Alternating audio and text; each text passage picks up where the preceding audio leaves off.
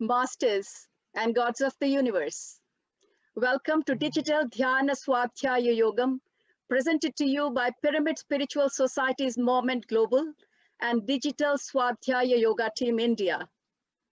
The purpose of these sessions, as you all know, is knowledge enhancement. I'm Saroja Gullapalli from Melbourne, Australia, your host for this show today. Dear friends, today is day 16 of the 21 days program in English language, and we have Dana Maria Madam amongst us from New York as our special guest for this program today. Before I call upon her, I'd like to say a few words about her.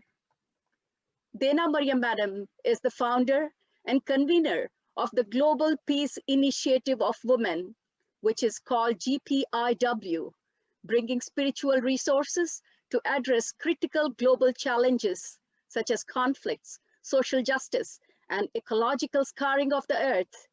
Over the years, she has worked to bring greater gender balance and balance between the Abrahamic and Dharma-based religious traditions for a more inclusive interfaith movement. She served as vice chair of the Millennium World Peace Summit of religious and spiritual leaders held at the United Nations in New York in the year 2000. She subsequently convened a meeting of women religious and spiritual leaders in Geneva, and from that gathering founded the Global Peace Initiative of Women in 2002. For over 40 years, Dana Maria Madam has been a devotee of Paramhamsa Yogananda, a practitioner of Kriya Yoga meditation, and a student of the great texts of the Vedic traditions. She received her master's degree from Columbia University in sacred literature. She has served on the boards of the Harvard Center for the Study of World Religions, All India Movement for Seva, which is called AIM for Seva, the Gross National Happiness Center in Bhutan. In 2014, she received the Nivano Peace Prize for her interfaith peace efforts. Most of all, she's very dear and well known to all of us viewers of this platform through her great book, The Untold Story of Sita. I had the great opportunity to share the wisdom of this book for 16 weeks in 3 languages with my beloved viewers on these PMC channels. Madam, this book has raised my vibrations as well as the vibrations of millions across the globe and has changed lives of many. This has brought back the connection with the nature that we all once had, Madam. I'm so fortunate to be that ambassador to bring forth the messages from your book. Dear friends, let me have this pleasure of inviting Dana Maria Madam to take over this show. Today, she's going to talk to us about Sita Mata's consciousness. Dana Madam, stage is all yours. Thank you. Namaste. Thank you, Saroja, for that wonderful introduction, and thank you for inviting me to be here. It's always a great honor for me to speak about Mata Sita. First of all, good evening to everyone, and good afternoon to those for whom it's afternoon. For me, it's morning. So I'm very happy to be here with you and to spend these 2 hours together. The last 30 minutes we'll have question and answers. So for the next 90 minutes, I'd like to focus part of this on the whole saga of Ravana, Ram, Sita, and Ravana, which unfolds over thousands of years. And so to put this into context, I want to read a little bit from the Untold Story of Sita, the story about the curse, the beginning of the curse. And then I want to tell the rest of the story and read from my book, Rukmini and the Turning of Time, which is a book that I'm working on now, which completes the story. That is the completion of the story of what happens to this devotee named Jaya. So I want to talk about one of the questions that has long been in my mind is, does the avatar know that he or she is the avatar? What is the consciousness of the avatar? When an avatar, when this great cosmic force that we know as Narayan or Narayani takes human form, they assume certain limitations because the limitations are part of that physical world. They have bodies, physical bodies, and they have to operate within the physical laws. And yet a part of that knowledge is still there. A part of that awareness of who they are is still there. And of course, we can't know exactly what their consciousness is. Only an avatar would know that. But so this part of the story I want to read is a memory that comes back to Sita of her time in Vaikuntha with Narayan. Now, what is Vaikuntha? We know there's this vast physical universe, and then there's the astral world, the subtle mental world, which is even larger, I'm told, than the physical universe. And then the causal world, the closest to the unmanifest, to that cosmic sea. Narayan and Narayani are always shown resting in a sea of consciousness, undifferentiated spirit. And then once manifestation begins, that's the causal world, which causes everything else. And so Vaikuntha, more than a place, is a state of being, an enlightened state of being. And you only can arrive there once you've freed yourself of the human traits of egotism and greed, and you've reached that enlightened state. But every now and then, through the grace of Narayan and Narayani, a devotee comes in who's not reached that pure state of being. And the hope is that being in that pure state of being would help them rid themselves of those last remains of ego consciousness.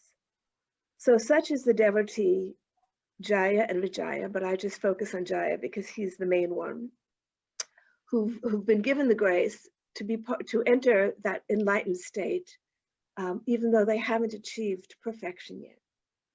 So what happens? So the part of the story that I'm going to read, Sita is already in Lanka, and she and Ravana are in this mental battle where he's got tremendous powers. He's entering her mind, creating all kinds of illusions, and she's taking on all the suffering of his victims, of the people that he's abused, and she's feeling the enormous suffering of the world, and is about to dissolve herself into the absolute when Ram pulls her back.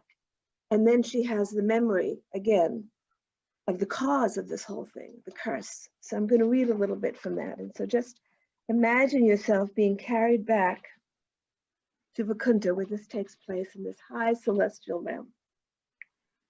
And this is Soma, Sita's attendant, telling this story. She's saying, Sita, the memory of an event that took place ages ago when she was in the form of Narayani comes back to her. She's walking by the side of the celestial form of Sri Ram, Narayan. Waves of bliss flowed unhindered between them as they walked in silence in Vaikuntha, their heavenly abode, exchanging thoughts about the beauty of the flowers. Each morning showed a new variety, and today's assortment was of striking colors.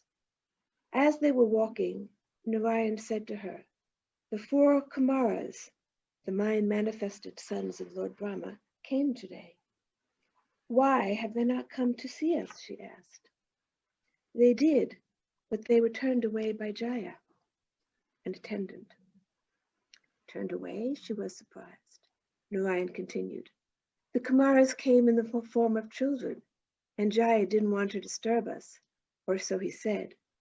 But in truth, he was envious of their love for us and did not want them to meet us. I will speak with him in time." Looking out into the distance, Narayan spotted the Kumara sages. Nodding in their direction with a beaming face, he said, "Let us go to them. They have much to share with us." "What a joy to meet them again," she replied. They walked toward the 4 stages, filled with happiness. One of the sages looked down and began to say, "Forgive us, Narayan, for not coming to meet you." Narayan and Narayani simply smiled, and the sages understood that they were aware of what had taken place. "I'm sorry for the misbehavior of our attendant," Narayani said. "It is nothing," he replied. "We are with you now, Prabhu and Mata, and so we rejoice. We have come to share news of the unfolding events on earth." After the Kumaras took their leave, Narayan and Narayani went to find Jaya, the devoted attendant. He saw them coming and tried to hide, but there is no hiding from Narayan. He saw the seeds of pride and jealousy taking root, seeds that had been there long ago when Narayan had allowed Jaya to live in that high celestial realm, in the hopes that in time these seeds would dissolve. But Narayan saw that seeds which had rested dormant for so long were now beginning to grow, and he was concerned for his servant. You turned the Kumaras away who had come to see us after a long absence. In this abode, Jaya, no one is turned away, let alone such great sages. Prabhu, what I did was not wrong. They were rude children and spoke to me in such a disrespectful manner. I did not think you would want to see them in that state of mind. And so I told them to go and calm themselves. Narayan saw that he was speaking untruth and realized the seeds of deception were also taking root in his mind. Jaya, what you are saying is not true. You should know that you cannot deceive me. You must retreat into meditation at once. Root out these seeds of dishonesty and pride that are taking hold of you. You will not be able to remain here long unless you free yourself from these illusions. He gave instructions on where Jaya should go and the type of meditation in which he should engage. Narayani looked on as this scene unfolded. Instead of retreating, as Narayan had advised him, Jaya went to the Kumaras and upbraided them. Why did you go to the Lord and trouble him with your complaints? Jaya asked in an angry tone. The sages looked at him in amazement. They knew what had just taken place, that the Lord had advised him to retreat into meditation. Ignoring his remark, one of the sages offered to guide him in meditation practices, but this only made Jaya angrier. The sages looked at one another, realizing what lay ahead. There was no possibility of anger or pride in this realm. All negative emotions cease to exist when one enters the high celestial or causal planes. And if even the shadow of a negative emotion arises, one would need of necessity to withdraw so as not to disturb the high vibrations emanating from there that sustain the denser worlds. If these subtle vibrations were to be disrupted, negative ripples would echo throughout the universe. Narayan appeared and calmly spoke to Jaya. I have already advised you what to do, Jaya, and will now advise you for a second time. Withdraw yourself immediately into meditation and remain there until every negative impulse is dissolved. I will come for you at that time. Jaya apologized to Narayan and took his leave, saying to himself, it was not necessary for the Lord to chastise me in front of the others. He has humiliated me. The seed of self-pity took root. I will find a way to make those sages pay for the disruption they have caused in my relationship with my Lord. He did not withdraw himself into meditation, as Narayan had advised, but instead began to scheme. As he was sitting alone, he saw a celestial woman carrying a basket of fruits. Thinking they were for the sages, he approached her. She was beautiful and gracious. Let me carry these fruits to the sages for you, he said. But Jaya had no intention of bringing the fruits to the one who was the cause of his humiliation. She saw this and hesitated. In that moment, lust arose in him. She shrank back, shocked by the intensity of his desire, a rarity indeed in this realm.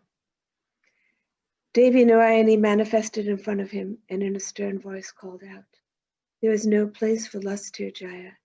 You are seeding negative thoughts everywhere and creating a tormented course for yourself. If you don't immediately retreat into meditation, you will be forced to withdraw from this realm.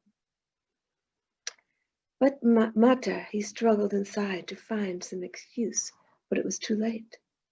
A booming voice rang out from one of the sages. Jaya, you have crossed all limits. We have tolerated your insults to us, but cannot tolerate the insult to this woman sage, a woman honored throughout the three worlds. Your emotions are more fit for the human world. Thus I curse you to be born 7 times in the material realm, where you will have to squash the seeds of your negative emotions. Beware, for they will multiply 1,000-fold, and you will see the damage you have inflicted. If you do not purify yourself, only the Lord will be able to release you. Narayan manifested himself, and Jaya fell at his feet, crying out, Lord, save me from this curse. I will withdraw myself into meditation now. It is too late, Jaya, Narayan replied sorrowfully. I tried to counsel you, as did Narayani, but you took no heed. This is the result of your thoughts and deeds. No being can escape his own mind. It is that which determines his future. You are aware of this law, and yet did not consider it. Jaya continued to plead his case, but Narayan said, the curse of a sage cannot be undone, but it can be ameliorated. The time will be condensed, and you will need only 3 births on earth to work through these illusions of yours. But your own deeds will determine whether you can return here or not. If you enter into deep tapasya over time, you'll be able to free yourself of anger, pride, and lust and return here. But if you allow them to grow and cause harm to the natural realm, your return will not be possible. Jaya turned to Mata and cried out, Mata, do not abandon me. You can prevent this. Tell me what I should do. Looking at him with great compassion, she replied, you have already caused much harm. Your negative thoughts have already filtered into the denser realms, creating instability. You have great powers, Jaya, and can reverse this damage. But if you do not heed Narayan's warning, you will sow great conflict such as earth has not seen. And then he and I both will need to come redeem you. It will be a brutal battle. So I plead with you to seclude yourself on earth and go into deep meditation. Meditate on Mahadev. He will guide you on your tapasya. Mata, he cried, but his form was already dissolving, preparing to take birth on earth.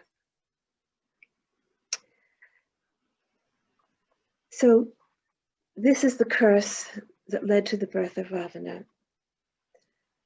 I wanted to tell the story because it's the seeds of his anger and his pride and his greed and his lust that created the separation from the divine reality. Now, in a more minor way, these are the challenges that we face, all humans face, that create the separation, our separation from the divine reality. Whenever we are in a state of anger, whenever we feel pride arising, or greed, wanting, grasping, we are creating that separation and we are exiling ourselves from the divine reality. So this is an extreme example of what we all have to encounter in one way when we fail to extinguish those seeds within ourselves. We are exiling ourselves from the divine state of being. So this is only part of the story. To put the story in context and see what happens to Jaya when he falls into the human realm. His first incarnation is not that of Ravana, it's that of a powerful demon. So now I'm going to pick up the story. This is from a book that I'm working on now called Rukmini and the Turning of Time. Now Rukmini is the wife of Krishna, Krishna being the also an avatar of Narayan, the Ram's next birth. And in the Vishnu Puranas, it says Rukmini is the avatar of Narayani, Sita's next birth. But there's very little about her in the Mahabharata. And I've wondered about that. Why is there not more? There's just a little clip about Rukmini being as a princess and her brother Rukmi betrothing her to this Raja Shishapala. Mm-hmm. And Krishna comes and rescues her from just on the day that she's supposed to marry him. Krishna comes and rescues him. Shishapala is Krishna's cousin, and said to be the last incarnation of Ravan. And so this is the continuation of that story that began long ago, story that took place during Ram and Sita's time with their battle with Ravana. Now there's a subsequent story. So the passage I'm going to read is in the middle of the book, and it has to do with the killing of Shishapala by Krishna, which occurs, that's the last, he has come to free him for the last time. And it takes place during the coronation ceremony of Raja Yudhishthira. I'm sure most of you have read the Mahabharata, the great battle that takes place within this family between the Kurus and the Pandavas. And Krishna, being a cousin to them, the Pandavas, and a dear friend of the Pandavas, Arjuna and the others, is going to the coronation. And Rukmini, of course, as his wife, has to go to this grand ceremony. But Krishna's got several wives, and there's another wife who also, Satyabhama, who also wants to go. Rukmini knows exactly what's going to take place. This is the middle of the story, so we've gotten to know Rukmini by the time we come to this episode. The story is told through the eyes of a woman in Dwarka, who's the rebirth of Meenakshi. So there are two women. Her name is Sujata, and Amala, her dear friend and sister. And they both were in the middle of the story now. They have a long history with Rukmini, and many things have happened already. But now these two women are walking in the forest. News has come back of Shishapala's killing, and everybody's up on edge. What's going to happen now? There's talk of war. There's talk of many things. What's going to happen now? Shishapala is an ally of Duryodhana, who's the opponent of Arjuna. And so things are getting all confused. So these two women are talking about this as they're walking in the forest. It's told through the words of one of the women, Sujata. As we walked and watched the animal forests, our minds settled. Before long, we came to an opening in the forest and sat to talk, to confide in one another, as we so often did. But as we sat down, we heard a woman's voice from not far away. I grew nervous, but Amala recognized the voice as that of Anjali. Now, Anjali is the attendant, close attendant of Rukmini, is with her, a great yogini in her own right. Anjali is here. Let us greet her. She will know the true story of Raja Shishapala's killing. We rose and followed the voice, and soon we came to a small gathering of women sages. We rose, who were seated on the forest floor in a circle with Anjali. I didn't recognize any of them, and so hesitated to approach. Amala, we should not be here, I whispered as I began to draw back. But she edged forward. No doubt Anjali is explaining what happened to Indraprastha. She was there. I want to hear. Still, I held back. There's no harm in listening, Sujata. We won't disturb them. At that moment, Anjali saw us and nodded that we could join the group. Seating ourselves apart from them, we listened to the discussion. One of the women sages spoke about the fear among people that war was approaching, that the killing of Raja Shishapala was the harbinger of a great disaster. Another asked why Sri Krishna had killed him in such a public manner in front of all the Rajas. He was a close friend of Rani Rukmini's brother. Would he not retaliate? Where would all of this lead? Another of the women ascetics asked, Anjali, you were there. You know Mata's thinking. You understand the deeper meaning of Sri Krishna's actions. What is this really about? This is a moment of great celebration, Anjali began very quietly and slowly. The ending of a story that began long ago and the beginning of another series of events. But where do I begin? I have to go so far back in time. Pausing for a few minutes, she turned thoughtful and then started to narrate. You all know the story of Mata Sita's entry into Lanka, and the eventual killing of Ravana by Sri Ram. But you may not know what led up to the time to his birth as Ravana.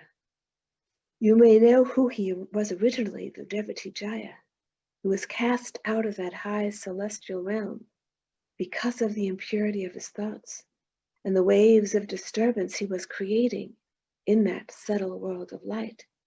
But what happened after he was forcibly exiled from Vaikuntha? She paused and looked around at the women sages whose eyes were all turned to her. Anjali began again. As I was seated beside Mata before the yagna was to begin in Indraprastha, while everyone was eagerly awaiting the great coronation ceremony, which was about to take place in that grand setting, Mata drew my attention within and showed me internally what had taken place in the distant past. I saw it all before my inner eye. I was drawn back to a time eons ago. She paused and closed her eyes, and for several moments a deep silence descended over the group. After a little while, still with closed eyes, she began to describe what she had seen. As Jaya was descending into human birth, Mata Narayani realized he would gain much power on earth. When a being falls from a high realm and takes birth in the human or demon race, their powers grow exponentially. He would be able to dominate all living creatures. It was the ascending Satayuga, a time of growing well-being and spiritual attunement. He could disrupt it all.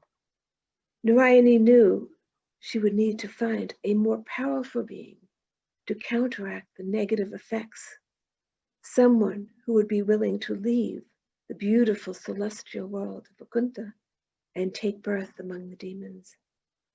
Someone who could preserve the upward movement of the ascending Satyuga and not let the earth spin into chaos.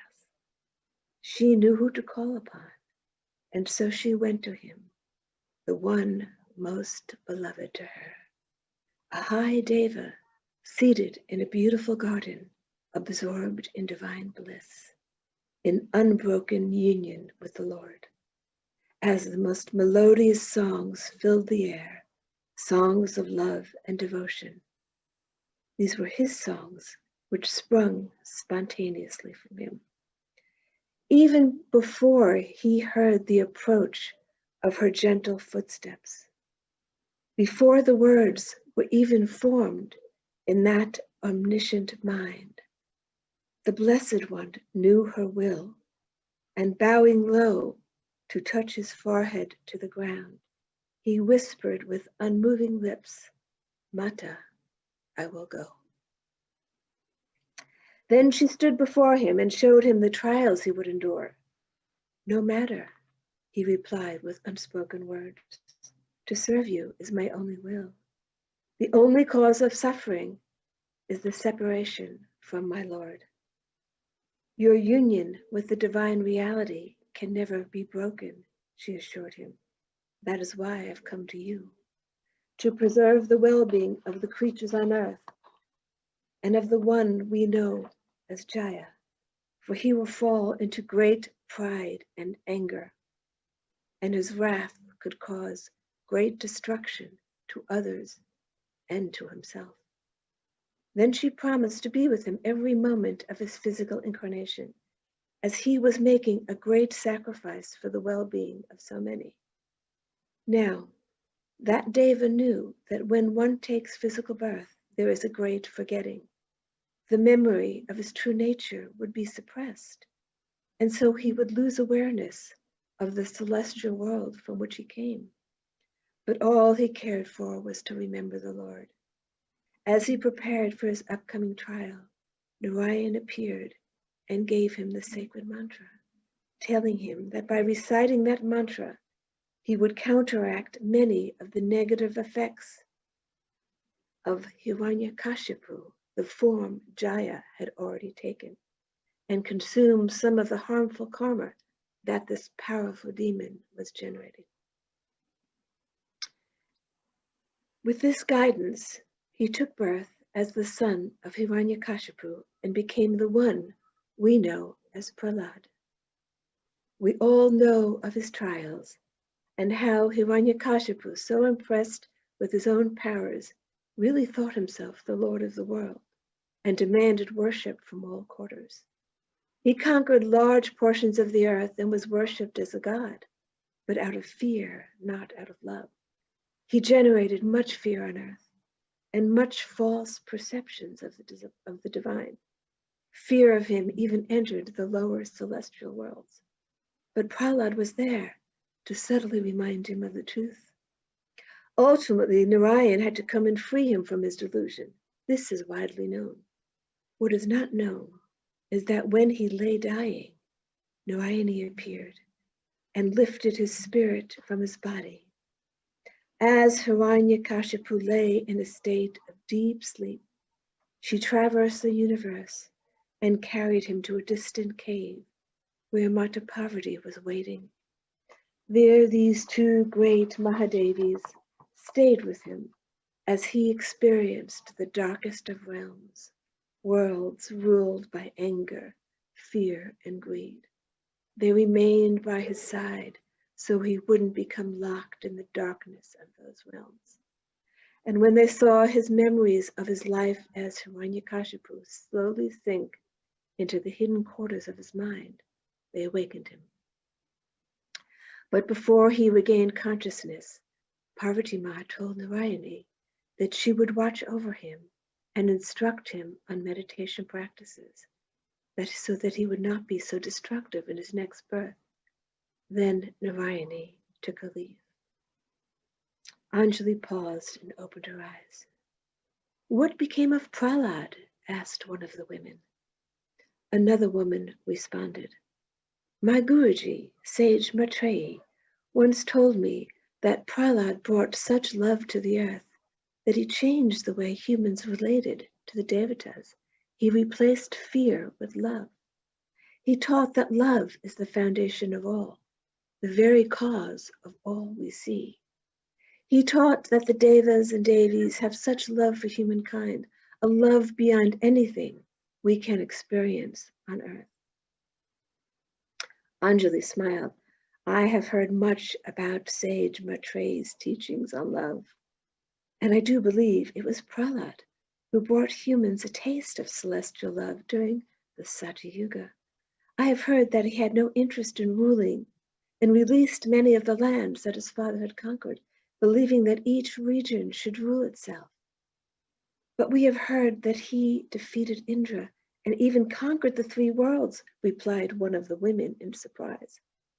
The devotee of sage Maitreya smiled and replied, "My Guruji said he conquered with love, not might.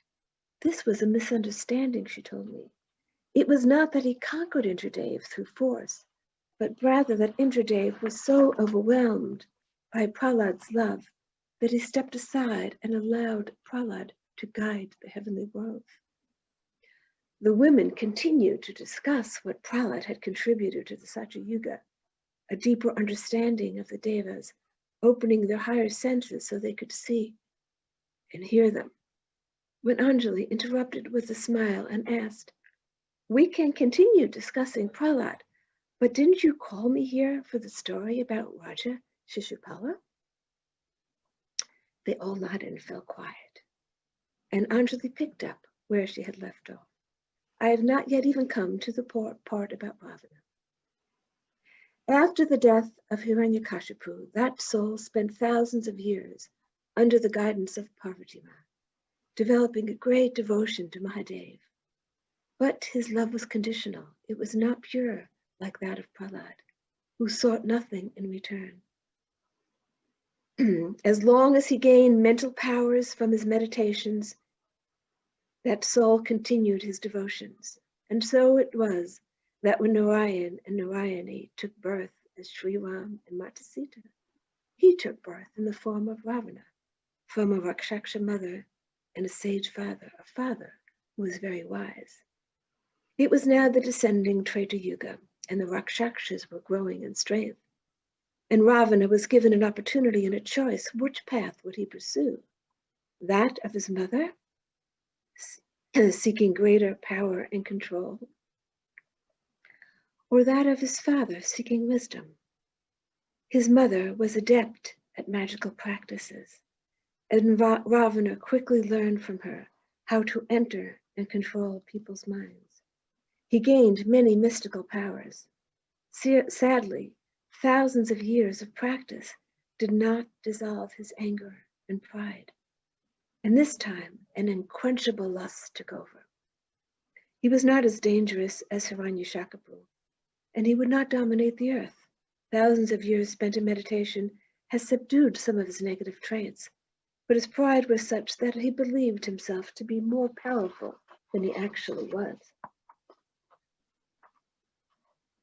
His long meditation practice had dissolved much of his karma from his actions as Hiranyakashipu, but now he was creating new karma through his actions as Ravana. One of Mata's reasons for entering Lanka was to dissolve some of this karma, and her tapasya during his time in Lanka helped to do this. Her goal, and that of Narayan, was to prevent further harm to the creative worlds and to prevent their devotee from falling into that endless pit of darkness which would keep him trapped in a sea of delusion for eons. Such is the nature of their love. After Sri Ram had killed Ravana, as Mata was seated deep in meditation, she again left her body and lifted his spirit, whisking it away to the same cave where Parvati Ma was waiting. This time it would be different. As Ravana had lay dying, and as Sri Ram had spoken loving words to him, a spark of memory had been awakened. Parvati Ma would be able to help free him from much of the karma he had accrued during his life as Ravana, but he was not yet fully free of the curse and would have to take one more life in the human realm. Before this soul took birth, Mahadev appeared to him, and that soul pleaded with Mahadev to withdraw all of his powers so that he would be no different from any other human when he took birth on earth. Mahadev did that, and after a few thousand years had passed, the soul was born again into the human realm as the son of Raja Damagosha, the king of Chedi, cousin to Sri Krishna and a close friend and ally of Mata's brother, Rukmi. It was now the end of the descending Dwapara Yuga. Anjali paused as some of the women gasped in surprise. Shishapala had been Ravana, one asked. Anjali nodded. That is why events had to unfold as they did. Ravana had kidnapped Mata in her life as Sita. This time, Sri Krishna kidnapped her on the day of her arranged marriage to Shishapala. That was the karmic return. Anjali let out a small laugh. But that drama was all prearranged by our Mata.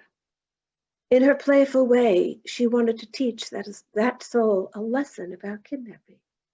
Never was there any possibility that her marriage to Shishapala would take place. She allowed it to appear that way, knowing how it would end.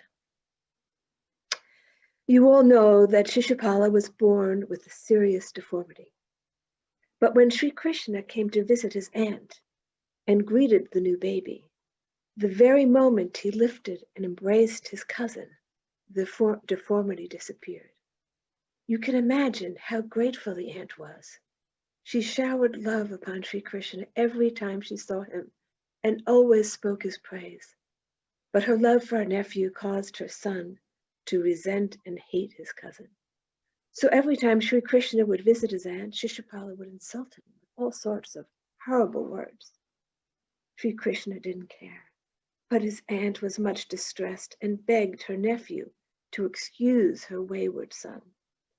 At one point, Sri Krishna said to Shishapala, I will excuse you 100 times, but after that, you will have to reap the result of your words. You can imagine how Shishapala's anger increased when Sri Krishna took Rani Rukmini as his wife on the very day that she was supposed to marry Shishapala. She was the one Shishapala knew had been promised to him. Anjali paused again as the woman absorbed the story. Then she continued, "Now, this brings us up to the present. I was with Mata in Dwarka when she learned of the upcoming coronation ceremony of Maharaja Yudhishthira in Indraprastha. She knew that she had to attend, but this time Rani Satyabhama desperately wanted to go as well. It was unusual for both of them to be present, but Mata agreed, because Satyabhama is so very close with Rani Draupadi. Mata then asked me to accompany her and to stay by her side at all times. Once we arrived in Indraprastha, Mata became quiet, and throughout the various ceremonies she was withdrawn. Then the time came for the coronation. We were all gathered in the hall for the coronation ceremony. Mata had insisted in sitting in the back of the gathering where she could not be seen, and she asked Satyabhama to sit in the more prominent place with the other Ranis. I wondered why she had done this, but I never questioned her and knew there was a purpose. As soon as we entered, she drew my attention within and showed me the events of the distant past, which I have just shared with you, the history of Jaya's fall. I don't know for how long I was in that state. It could have been minutes or hours. I was far away, witnessing all that I've just relayed to you. And then, at a certain moment, I was drawn back to the outer world by the sound of a loud, threatening voice. It was Raja Shishapala hurling insults at Sri Krishna in front of all the Rajas from all of Bharat who would gather there, all the esteemed people, all the dignitaries of that region. Here was Shishapala standing, hurling one insult after another, Sri Krishna. Then I heard Sri Krishna say quietly and calmly, "Shishapala, remember the count. You have just surpassed 100 insults." Ignoring this remark, he continued. I turned to Mata and saw tears gathering in her eyes. Then I heard her whisper, "Anjali, take care for this body." Shishapala's insults continued, and Sri Krishna stood there calmly. He had passed 100 that were to be forgiven, and still Sri Krishna did not act. It was only when his insults turned to Rani Rukmini that suddenly, with just the slightest movement of his finger, a flash of lightning flew from Sri Krishna, hurling so fast one could barely see that bolt of light, and in a split second, Raja Shishapala was decapitated. At that moment, I saw Mata's spirit rise from her body, which then slumped over. Fortunately, I had the presence of mind to hold her body and prop it up so no one would notice. I saw her drift over to where Shishapala's body lay and lift his spirit from his corpse, and off they flew. Then I was able to watch as she took him to that cave where Parvati Ma was waiting. Then I saw him awaken. Mahadev appeared in that cave, as did Narayan. And for the first time since his departure from Vaikuntha, that soul, Jaya, saw his beloved Narayan and Narayani. Filled with shame over what had transpired through his 3 incarnations, he could not look at them. And so with eyes cast down, he fully prostrated himself. It was Mata who lifted him and raised his face, saying, "It is over now.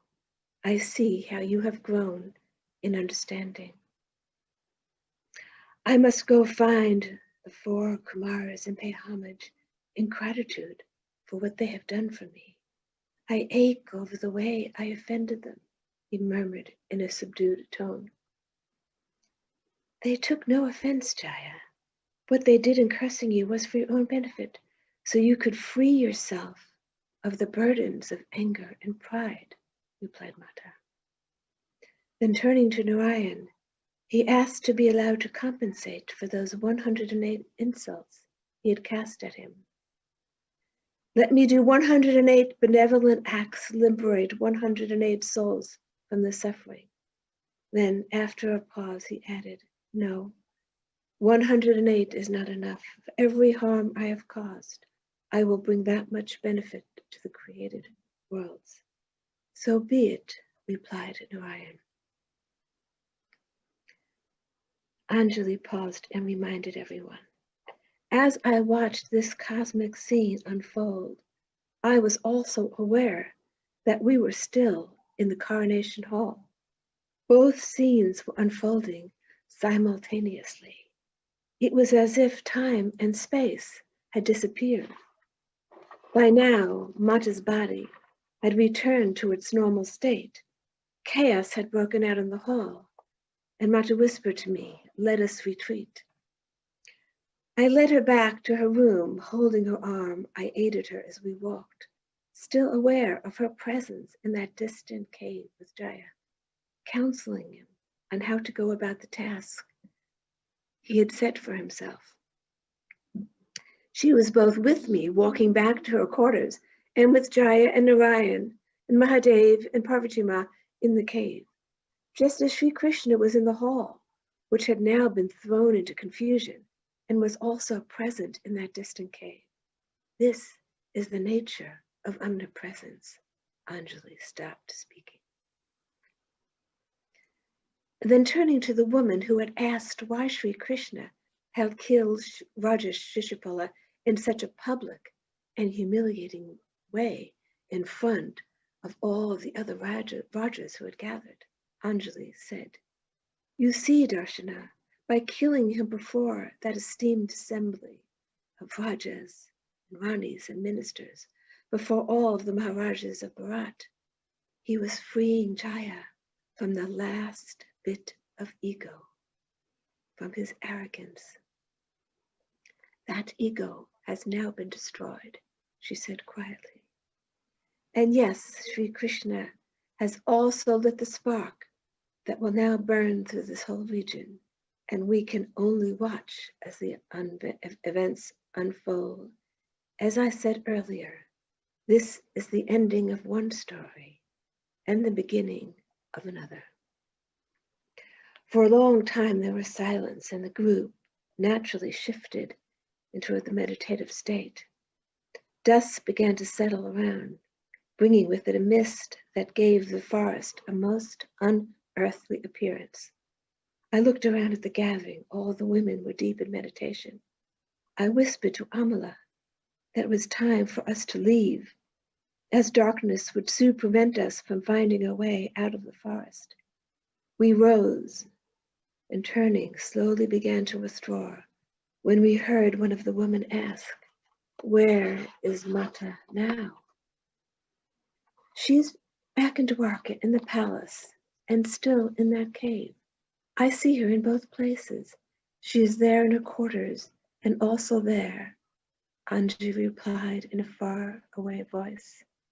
And here as well came a voice, which I recognized immediately as that of Mata.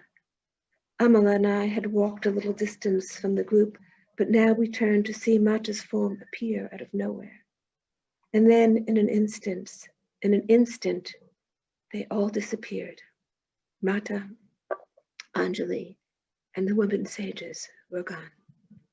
I ran back to where they had all been sitting, but there was no trace of them. I turned to Amala and said, in confusion, what is the meaning of this? I asked. She smiled. That is the nature of our Mata. A subtle light lit the pathway that led us out of the forest, and I knew that light had been sent by Mata. We would not have found our way out of there without it. Later that night in my room, I sat mesmerized by all I had heard, still questioning whether it had been real, or whether Amala and I had entered together some dream world and imagined it all. I could not know. But I was left with the question, could our Rani Rukmini, our Mata, truly have been Mata Sita? So that is the complete story. And I think it is so relevant to each one of us because there are the elements of truth that apply to all of us. As I said before, it is our ego which creates this illusion of separation. In truth, in a moment, we can all be in that state of divine union. We can all be in Vakuntha, except for the seeds that still remain within us. And you see again and again that soul was advised to go into meditation, as that is the way to eradicate these seeds. And then after his time as Hiranyakashipu, when Parvati works with him to help him undergo those austerities, we know that Ravana, by the time he was born as Ravana, he was a great devotee of Mahadev, considered himself to be the greatest devotee of Mahadev, because he had spent thousands of years. I mean, this whole story unfolds over maybe 10,000 years, from the beginning of when he takes form as Hiranyakashipu until the end, Shishapala. And the tapasya he had undergone before he takes birth as Ravana had given him an incredible mental power. So even though he did not have the powers of Hiranyakashipu to conquer the three worlds, or much of it, he had mental powers because of the boons he had gotten from of Mahadev. And again, it shows how all the forces of the universe come together for the enlightenment of each one of us. I've shown in the Untold story of Sita, and again is shown here. There's a later section in the book where Rukmini sends Arjuna to go meditate on Mahadev. This is the end of the period of exile. And through his intense tapasya and meditation on Mahadev, he gains many of the mental powers that enable him to have the success that he has later in the war. But the cosmic forces of creation, preservation, and transformation, both the feminine and masculine aspects, we see them in their forms, but they're formless and informed. Both these forces work together. And when we talk about the consciousness of Sita, the consciousness of Narayani, talk about omniscience and omnipresence, that is the very nature, that is our nature as well, only we have these blockages which prevent us from living in that consciousness. But this is just what I told was just a small indication of that omnipresence. Mata Sita, Sri Ram, is with every one of us, working with us for our own liberation. Just like all the gopis, every gopi had Krishna with her. Krishna was not limited to Radha. Every single gopi who was dancing with Sri Krishna. And Sri Krishna can manifest, as another aspect of Narayan, can manifest, unfold multiple times throughout the universe. When you think of the trillions of beings that exist, it's beyond what our human minds can comprehend, that consciousness of omnipresence. It's experiential, one can experience it, but one cannot speak of it. And so the consciousness of the divine can be experienced because it is our own nature, but we don't have the words to express it. And so in another one of my books, which I've just finished, which it's called When the Bright Moon Rises, the Awakening of Ancient Memories, goes back to the Vedic times, and when people could actually see the deities, and it describes a little bit of the celestial worlds. But at the end, there are no words to describe those worlds. You know, I tried to describe a little bit of, there are no words to describe Vakanta. One can experience it, and then one can try to find human words, but we are so limited in our, not just in our words, but in our ability, in our concepts. So how can these limitations cannot hold the unlimited? And yet we try to speak about it. We try in that period of time that I refer to, the Vedic period, which is like, you know, 8,000 BCE and earlier. There was an exchange of thought, of images. So the rishis were able to convey an experience through a mental exchange. They didn't have to use words. Words is actually, language is actually a decline. Just like people talk about, you know, when the Vedas were written down, that was during during a decline, that they didn't need to be written down because everything was held in the memory. The capacity at that time was much greater. And so we're living today with a reduced capacity. And so we have to use language, and we have to use writing to convey our experiences. But in that higher time, it was just the transmission of thought, which is often how things take place in the higher worlds. It's just an exchange of mental images. So I want to talk about, to put this into context a little bit, about it says in the Vishnu Puranas that every time Vishnu takes form, all the avatars, he's accompanied by Narayani.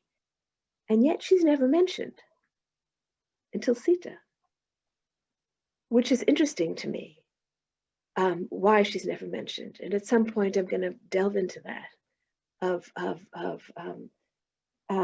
So there are many stories about the different avatars, but it came to me at one point that the ancient rishis, in describing the incarnations of Narayan, they were describing evolution. That Narayan and Narayani, that cosmic force that maintains life, that maintains the universe, incarnates to help push evolution forward. So they incarnated as sea life, as a fish, to help that form of life take the next step in evolution. They incarnated then as a reptile to help that form of life take the next leap, because it's a leap. Evolution is a leap forward. How does that leap happen? There has to be some conscious force which enables the form to take the next leap. And then there's the tortoise, and then the boar, which is the upright animal, the animal that walks on earth. And then we have Narasimha, which is, we have the dwarf Vamana. Each one was a step forward in evolution. And so what did Ram and Sita bring, aside from of helping to free the whole region of the Rakshakshas and set the foundation for a civilization, enable the hermitages to continue on, and etc., to free the world from the negative energies. They were also setting ideals in the human mind, setting ideals for a civilization that were able to guide civilization forward. And I say it in the Untold story of Sita, that Janak Baba had a great influence on Rama. Someone asked me recently, who had read the book, that this surprised her. She said, because she thought that Dasarat was the main influence on him. And I said, in my understanding, the whole purpose of the union of these two kingdoms was to bring together what Dasarat had to offer and what Janak Baba had to offer. Ayodhya was a center of power. It was an empire, really. It had all the elements of that. Mithila was a center of knowledge, and Janak Baba had foresight to know that way into the future of humankind, there would have to be self-governance. Self-governance means not only in the political sense, but in the sense of governing your own self, of learning how to behave, of learning one's limitations, how to behave in a civilized society. One couldn't overstep, one couldn't seek too much for oneself. If you took too much for oneself, you're taking from someone else.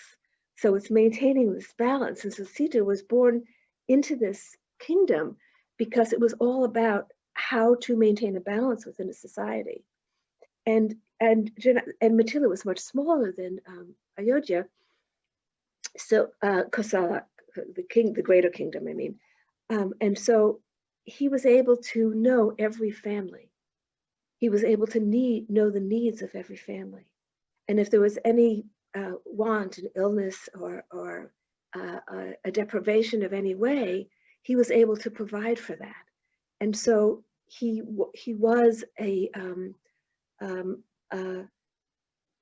had an intimate relationship with all of the people within his kingdom.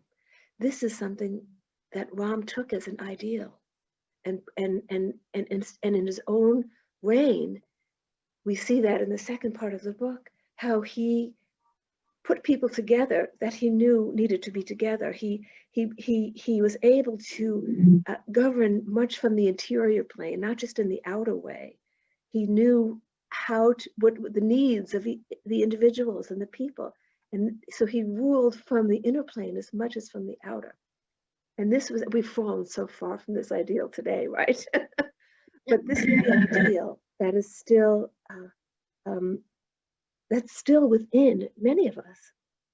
That is amazing that so many thousands of years later, the ideals that were set for them, that was on the human level. So I was talking before about the greater consciousness of Narayan and Narayani, where they're working with each individual, awakening our higher nature and helping us overcome our lower impulses. And yet, in the human realm, they also were functioning to create these ideals that would be a model for civilization.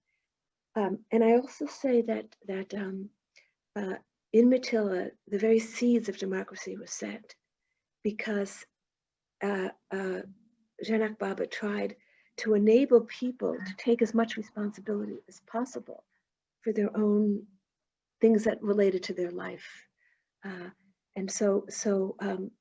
And this continued, for quite a while, and is still a model, what you might call localization. So things could take place at the local level. So the local communities could take care for their local environment and take care for their food and take care for these things. That was a model that was set in his time. And so you might say those were the seeds of democracy, where people are responsible for ruling themselves, ruling their locality. And so I think it's important for us now to see how we can implement these ideals in the world today, which has fallen so far away from that. And so how can they be translated? How can they be translated into our work today in the world? Now, I want to tell two stories. One from my personal life that happened to me last year, and one from a dear friend, a young woman who lives in China, who's translated Untold story of Sita into Chinese. And the book affected her very deeply. When she had translated my first book, My Journey Through Time, Spiritual Memoir of Life, Death, and Rebirth, where I recount many of my previous births. And she, going from just the last few. And then when I told her about the Sita book, and she said she wanted to translate it. And I said, do you think this will have appeal for the Chinese audience? She had been to India, and she was very taken with the teachings of Sri Aurobindo. And so she wanted to translate it. She was very, very moved by the book, very touched by the book, and started sharing it with others. And then a few months ago, maybe it was maybe a month or so ago, she emailed me and she said that she had a difficult situation in her life. Her father had, parents were divorced. Her father had remarried a much younger woman and now was going through a second divorce. She'd been alienated from him and he was struggling and suffering tremendously. And she was struggling within herself what to do. And then she said to herself, what would Mata do? And she knew she had to reach out to her father. And so she reached out and she healed a relationship that had been broken for many, many years. And she was able to give him comfort during this trial in her life. And I thought to myself, she's really internalized this book, and she has brought Mata into her day-to-day life, into her challenges. I did the same thing. Something happened to me. And I'm not proud of this. I'm going to tell it very truthfully. In my first book, My Journey Through Time, I talk about a life in India, in Kashi, during the 1600s, where a certain time in that life, there were communal tensions, and my husband and I left, and we left for a pilgrimage into the Himalayas. And that's the story that I told.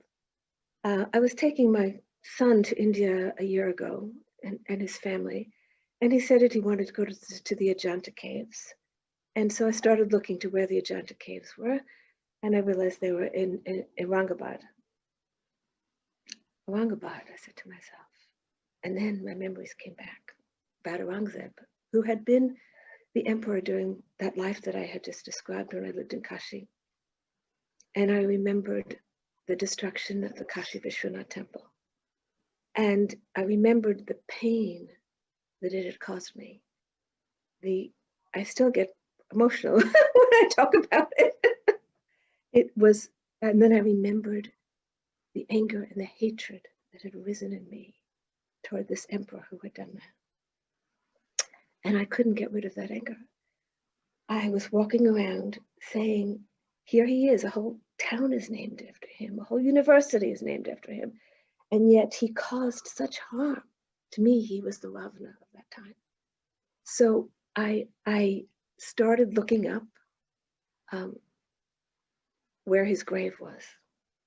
I found out, so I said to myself, I'm gonna go to the caves, I'm gonna go to that place, I'm gonna go to his grave, and I'm gonna spit on it. It's just gonna make me feel better to do that. I'm not proud to say this. This was my thinking. And so I started researching, and I found that it was an unmarked grave in a Sufi shrine. I have great reverence for the Sufis, and I said, oh, in a Sufi shrine. How am I gonna go there and spit on it? And I said, well, I'm going to do it. I'll just cover my face and just do it. And then I started reading that at the end of his life, a lot of the Sufis had gathered in that place, probably to dissolve so much of the negative energies that he had fostered. And so I'm planning my trip. I'm going to go do this and go there and just do this. I have to do this. And then I had a dream. And I'd been praying to Mata. I didn't know how to free myself from that. What do you do when you have this anger toward a man that died 400 years ago? You can't go talk it out. You can't go work it through. What do you do? And so I was praying and praying. I didn't want to walk around with this anger that was consuming me. And so then I had a dream. And in the dream, I was in a broken down temple that had been destroyed, and there were the ruins. And I was walking through the ruins, and I met a man. And the man said, have you come to see the Sufi? And I said, which Sufi? He said, oh, there's an old Sufi sitting in the ruins over there. You can go see him. I said, what's his name? He told me his name. And I said, oh, I guess I know that Sufi. I'll go visit him. I'll go pay my respects to him. So I walked over the ruins, and I finally came to an old, dirty Sufi sitting in a corner with a few people around him, and he was humble and he was bowed, and he was in a very lowly state in terms of his appearance. And then I stood there, and he looked up at me, and I said, oh my God, that's Aurangzeb. and my anger disappeared. And I woke up and I was so grateful that Mata had released me from that anger. Now, this is a difficult thing because, I've worked for many years with people who in conflict areas where there is a lot of anger. I worked with Israelis and Palestinians, with Iraqis, Afghanis, and Sudan. I mean, it's very hard to know how to dissolve that anger a lot of that comes from, when we take a new birth, we carry with us a lot of, unless we're doing a lot of practice, we carry with us our emotions that we've experienced in the past. And which is why meditation practice is we have the samskaras, is so important. But it takes a long time. It takes a lot, one has to have a lot of patience. One can't expect within one lifetime. Well, you say, oh, I've been meditating 40 years. Sounds like a long time, but it's a snippet of time that you've been doing this sadhana. And I'd been carrying around this anger within me for many hundreds of years. And my meditation, until I consciously turned to Mata and asked to be free of this anger, that's what I was given this dream. And somehow the anger was released. And so I see the story of Ravana as applying in different ways to each one of us. We all have seeds of greed. The more conscious we are, the more mindful, the more we can catch them in their seed form and not allow us to be consumed by them. And so that is the key. And meditation practices, we're told, helps release some scars. It helps burn them up.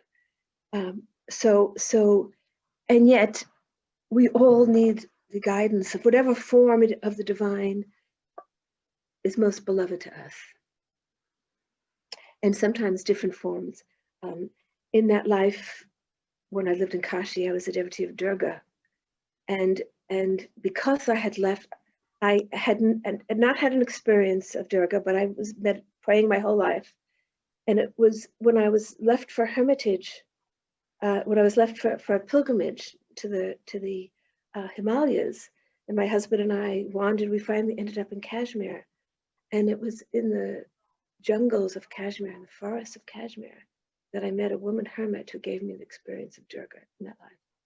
Had that temple not been destroyed, I would not have gone on pilgrimage. I would not have counted that woman hermit, and perhaps not have had the experience of Durga. And so if my son had not asked to go to the Ajanta caves and had not started that process, I might not have had the memory, allowed all my anger toward Aurangzeb to come up, which had been, repressed, had been suppressed. I've lived my life not aware of that, but it came forth with such a force that it was really creating a lot of suffering for me. And so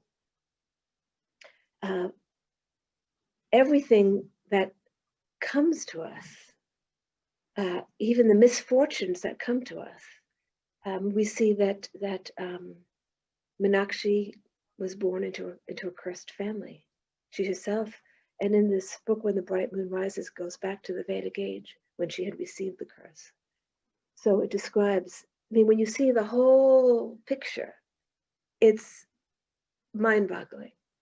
So back in the Vedic age, she had transgressed in such a way that she was cursed. But there was this woman sage who blessed her that the curse would come to fruition during the most auspicious of times, and had given her the blessing to have it take place during the time Sita was born. And so she was born into a family that had been cursed with great misfortune. She had been cursed that she would lose all of her loved ones. And so she did. She lost her mother and her brother and then her father, and would have had a life of great misfortune had not, she also had been blessed to be born during the time of Sita, where her family was taken in as servants to that household. So we all have to struggle to see the bigger picture. if you look at Ravan, you know, I mean, Ravan is you know, we talk about, there have been other Ravans. We have Ravans now haunting the earth, you know, people who are causing great harm. Could they have been Jayas at one time? So it makes you realize that you don't know who anybody is. And we can't really judge. We can condemn the actions, and we must condemn the actions. I mean, there's a lot of misbehavior on the earth right now. You think of the way the earth is being destroyed. One has to call that out, and one has to respond to that in a very forceful way. Rama had to do what he had to do, and he had to fight that battle. In the Mahabharata war, which the second part of my book on Rukmini goes into the hidden aspects of the Mahabharata war. What was that really about? It wasn't just a fight within a kingdom. There were other things going on that made that war necessary. And Krishna's role in it, and Rukmini's role in it, which again is not told. I mean, we can't just look at outer events. All of our stories are just about the outer events. This took place and this took place. But what was the inner cause that led to the outer manifestation? Everything on the physical plane first has a spiritual source, as a spiritual cause. And so we have to look to that spiritual cause. And so how we apply these things in our life today, when we see so much suffering and so much wrong being committed, and yet I'm constantly, I know many of my friends get so angry at certain individuals who are causing the harm. And I myself have to be very watchful because who could not get angry at Ravana? Ravana's, you know, other Ravanas appear. There's not going to be a time when there's not a Ravana. That's the nature of this polarity. So how can we not get angry at that? But to try not to be angry at the soul who has fallen into deep delusion and who will have to pay the price. Who will have to pay the price.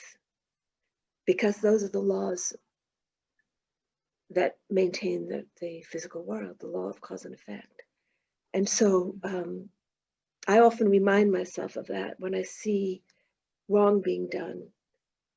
I remind myself that there is ultimate justice in this world, and we do our part to try to manifest justice on the earth. But as much as we can, we have to try to hold the larger picture and try to invoke the cosmic powers to work through us, to the cosmic forces to work through us to recreate the balance and harmony on this planet. So among the, you know, there are many, I could go on and on about the different messages. What was the process of writing the untold story of Sita was an awakening experience for me. I was in that consciousness for 2 years as I wrote and rewrote that story. And of course, for me, the most touching was the love Sita showed for her servant who was not very enlightened at that time, I must see. I mean, looking back at my own past, I see how step by step I've gained much greater consciousness and awareness. There was not much of an awakened consciousness. There was love, yes, but not much of an awakened consciousness as I see going back in time. But step by step, each life brought a greater and greater awareness. And now in this life, I have the opportunity to recall many of my past lives and also to engage in deep sadhana, which I didn't have. To be able to engage in sadhana is a gift that not everybody has. Be able to have the meditation practices. For the first time, they're readily available to the layperson, no matter where we are, in any station of life. In earlier times, you know, it was the recluses, the hermits, the ascetics, those who had left society, who had access to these higher practices. But now in our age, there are millions and millions of us that can engage in sadhana to help the world evolve, because we're at an evolutionary moment. And it's a critical evolutionary moment, as all the evolutionary moments are. Life is going to progress, or if it doesn't, it's going to be a very tragic thing. So we all have to work for the evolution of life. And what brings that now in this particular moment is our meditation practice. And so I look at this COVID retreat, this COVID pause, in many ways as a message of that. Okay, you are forced to stay home now. Your daily routine has been disrupted. You can't go out shopping. You don't have the luxury to be thoughtlessly engaged in things anymore. You are forced to stay home. You are forced to reflect. You're forced to get your priorities straight. And so there's so much suffering going on because of fear and the deaths and all that, but my spiritual friends who engage in spiritual practice have all said to me, this is an unexpected gift to us that we are forced to stay home. Let us not lose it, because a year's time now, there'll be a vaccine, and then what? Do we go back to our normal routine? Or are we going to use this opportunity to make sure that we go back in a different way, or that we don't go back to what we were before, but something new happens? This is the discussion now taking place, is how do we make sure we don't go back to what was? How do we make sure we go back to a more conscious outer life? We don't know what that's going to look like, but let us use this time. We have maybe, another few months, we don't know, because this uncertainty of what's going to happen next, of how long we're going to be able to be in a more retreat-like state. We can spend more time in our meditation, more time tuning in to the higher beings who can perhaps guide us on what to do next, on how we can push this evolution forward, how we can change the collective mind. So we are a part of a collective vibrational force, and our collective meditations help raise the vibrations of this collective energy. And yet, at the same time, because it's the nature of our physical plane, there are forces pulling it down. And so this is the battle to lift up the collective and to resist those forces, and how we can do it without allowing anger or fear to come into play. That's we can gain the strength from Mata, from Ram, from Shri Krishna, and the other manifestations of the divine, to help us stay in a higher state so that we can be of service during this time. So I think now that's pretty much all that I wanted to say. Let me see if there are any other. That's wonderful. Maybe now we can open it up for discussion. Definitely, madam. Before I start this platform open for Q&A, I just wanted to tell you what a great wisdom sharing session that was, especially about the divine consciousness, and the way you ended it up, madam, with the current state that we are in, which is this, if we can call that a COVID break. And not everyone may be at the same sadhana level as you, madam, but still, for most of us who have taken this opportunity to travel within, it is an evolutionary leap in our own way. So even if we have to go back to the external world at the end of this COVID break era, we're not going to be the same person that we were before. There has already been a step change in each one of us as we try to stay in our own divine selves, trying to travel within. It has brought a lot of change, madam. And I can talk from my experience that connecting to the divine consciousness seemed like a far away thing long time before. But as you mentioned about that Chinese friend of yours who had had this amazing experience of connecting to Sita Ma when she was trying to apply to her daily life problem. When I started wisdom sharing, it was as if I could connect to Sita Ma's consciousness straight away. I could not have imagined this happening maybe a couple of years back. So definitely something is happening within all of us, madam, as we are sitting in this COVID break, trying to take this opportunity to travel within us and connect in some way to that divine consciousness. So I'm totally believing it. The evolutionary leap that you're talking about is already happening within each one of us, madam. And it's been really great the way you have talked about the divine realm, the divine consciousness, giving the examples of Jaya in your book story of the Untold Story of Sita, and also giving us glimpses from your new book, Rukmini.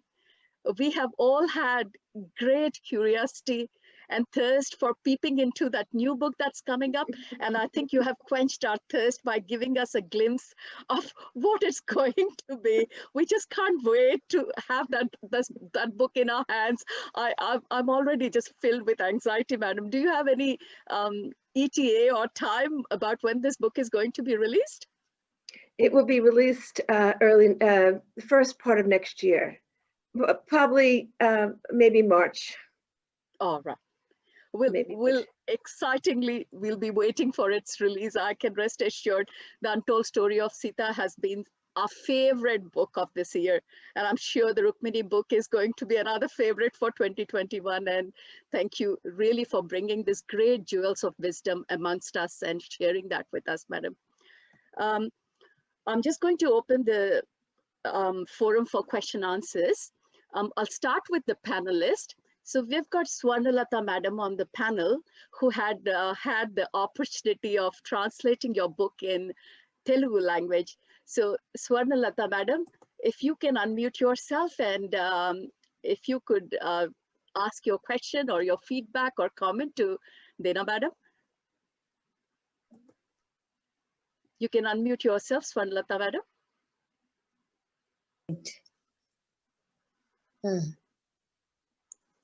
I'm very happy to be with you this evening, ma'am. Madam, can you switch on your video, please?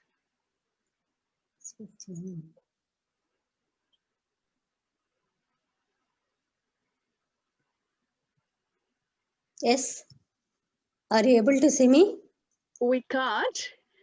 But if you can't figure it out, we'll try to do without the video, but it would be really great if we can see your face too, but that's okay. If you can't manage it. Even then. Yes, I'm very happy to be with you this evening. And one more thing is, your Untold Story of Sita, it took me towards all the ages, I lived with her. I felt as if I am the Sita and I'm experiencing all the stuff.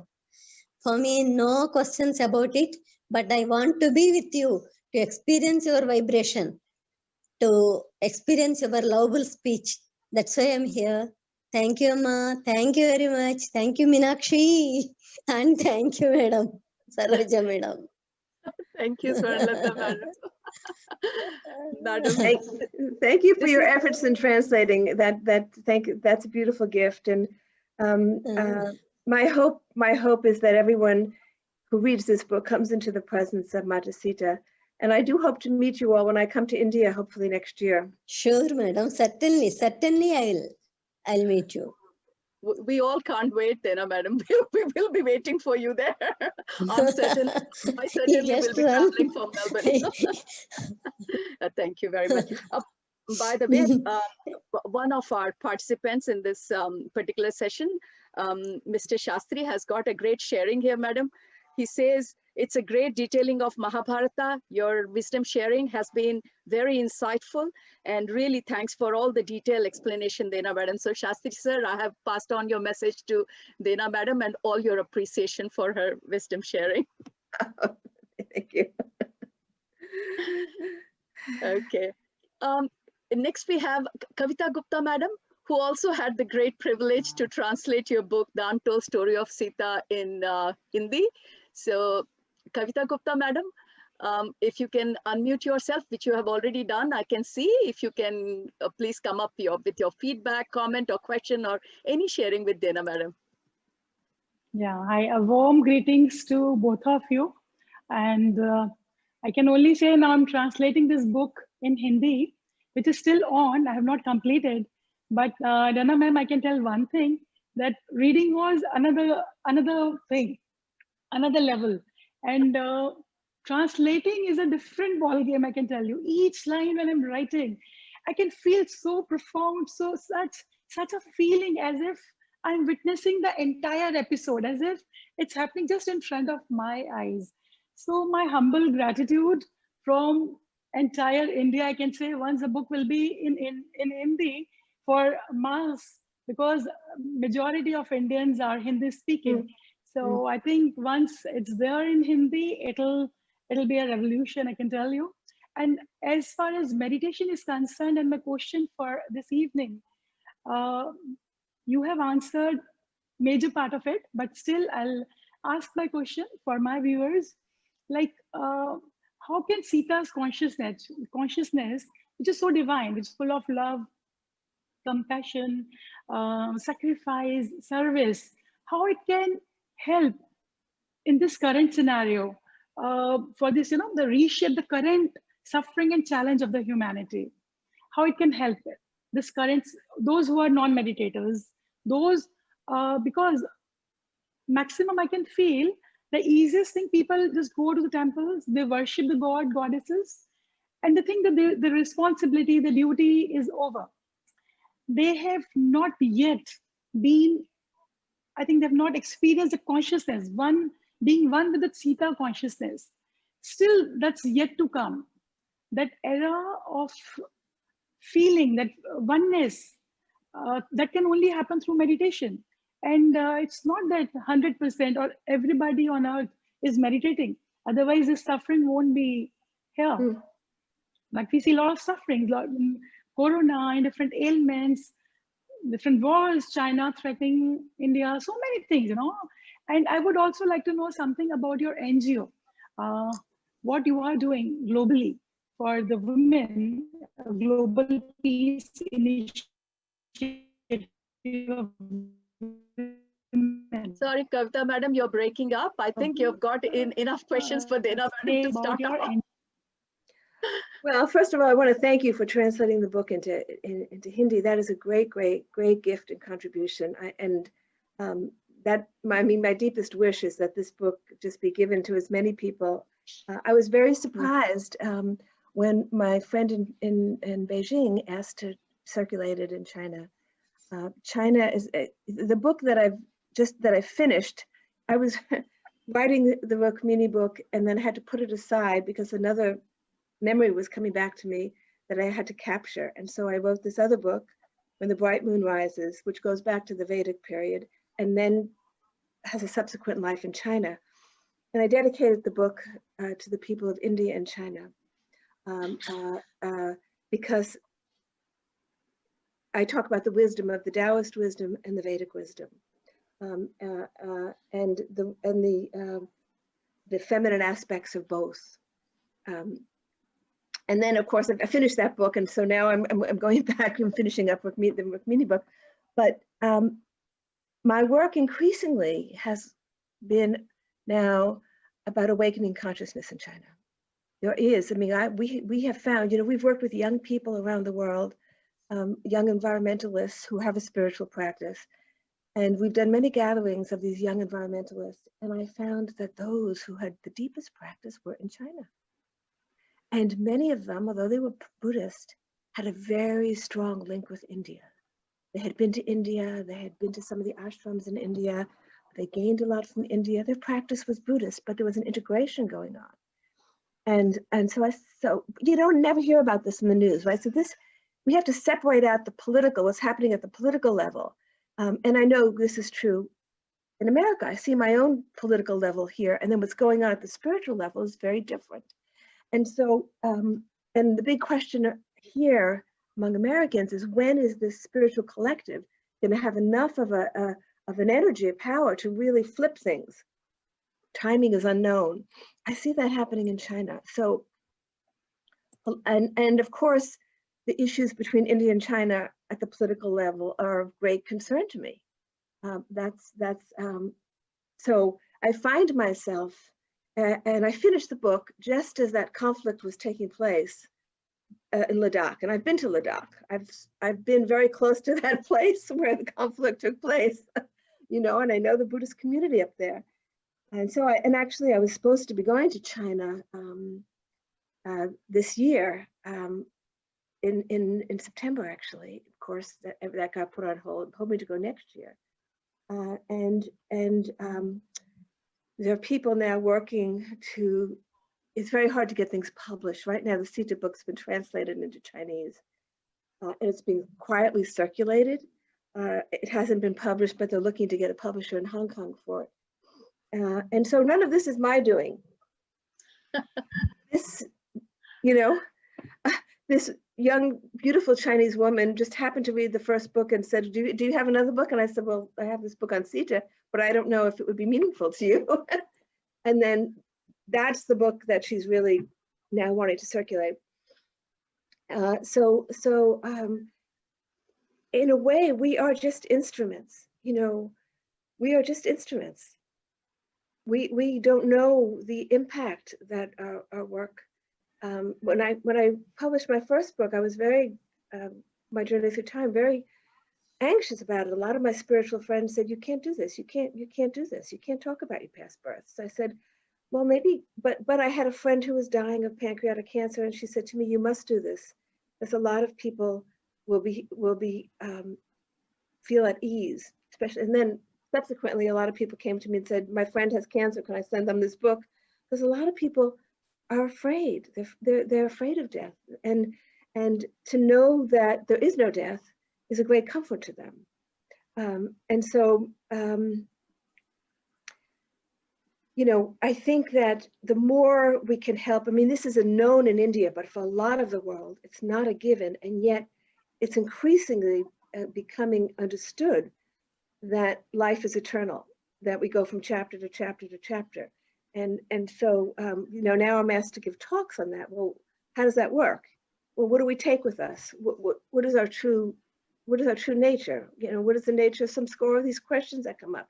I think the more people can understand that, a lot of fear can be erased. So back to your question, you know, I've started to, and again, the time frame we can't know. You know, if we meditate on peace between India and China, that could take 20 years, it could take 30 years, it could take a week, we don't know. That's not in our control.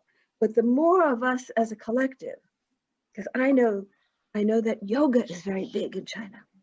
There are a lot of people teaching yoga in China. I was reading something that when COVID hit and the Chinese people had to stay home, they said, thank God we could do more yoga now. So these are undercurrents. You know, the government can control certain things, but they can't control what you do in your private time. If you're home meditating, nobody can say, stop meditating.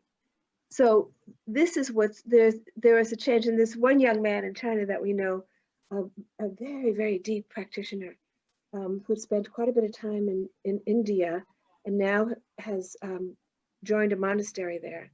He said, and he's got a woman teacher, a young woman teacher in her 30s. And he said that many young technologists, people from the tech sector in China, are leaving that world and now going to the monastery to learn meditation.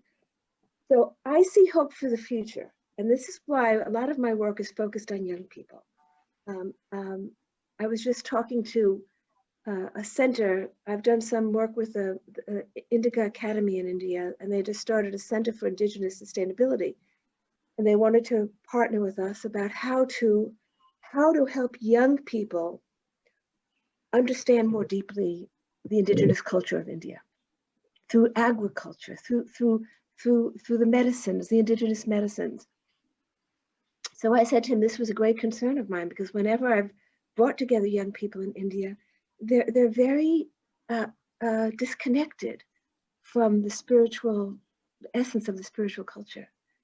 And how to because they're surrounded with all of the modern aspects of modern life, how to help them connect more deeply.